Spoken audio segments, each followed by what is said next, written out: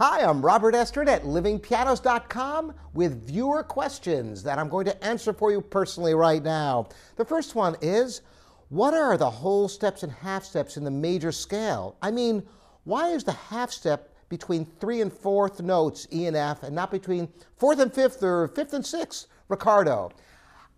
Ricardo, you bring up the whole foundation to Western music, major and minor tonality. In fact, if you go back far enough to before the Baroque, in the Renaissance era, there were different modes where the half steps indeed were found in different locations. Now, how can this be? Well, the organization is basically the same, except it's like starting the major scale on a different tone. For example, if you're playing white keys, you would typically think of this as a C major scale. But what if you started on D and played the white keys? Indeed, the half steps would be in a different place.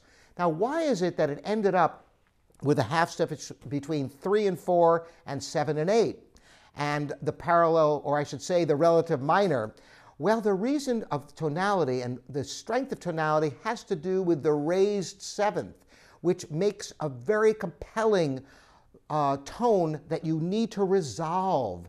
In fact, in major and minor scales and music, you have what are called active tones and restive tones. Some notes must resolve to other notes, and this is the foundation to major and minor tonality.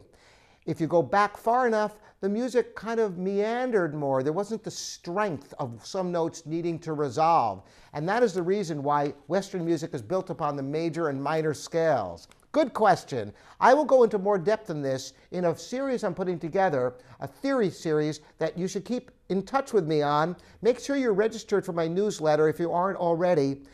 Just shoot me an email at robert@livingpianos.com and I'll make sure you're on that. Next question we have is from Mary.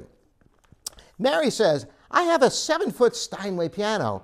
During these terribly cold months, it has been going out of tune. I have a damp chaser. Would a microfiber blanket be safe to cover the inside of the piano? Also, what temperature should my gas heater be kept at night? Please let me know. I read your emails. They are very helpful. Thanks, Mary. Yeah, well, Mary, the bottom line is your piano will thrive on stability of temperature and humidity. So the wild swings are what are going to really affect it. For example, if your piano is by a window where the sunlight beats on the soundboard, this will really have a profound effect upon the tuning. Likewise, if you have a hot air vent blowing on the back of an upright or underneath on the soundboard on a grand, this will have a tremendously negative effect upon stability and could actually do damage by drying out the wood, which can crack, and glue joints, which can detach. So the really rule of thumb is if it's a place you would be comfortable sitting day in and night, your piano's going to be fine. Find a location, find a temperature that doesn't go too extreme, and I think you should be fine and hopefully get some stability. The blanket isn't a bad idea. It can't hurt, but be aware that just as much air flows from the underside of the piano than on the top. So really, you'd have to put blankets on both sides to really have the maximum effect.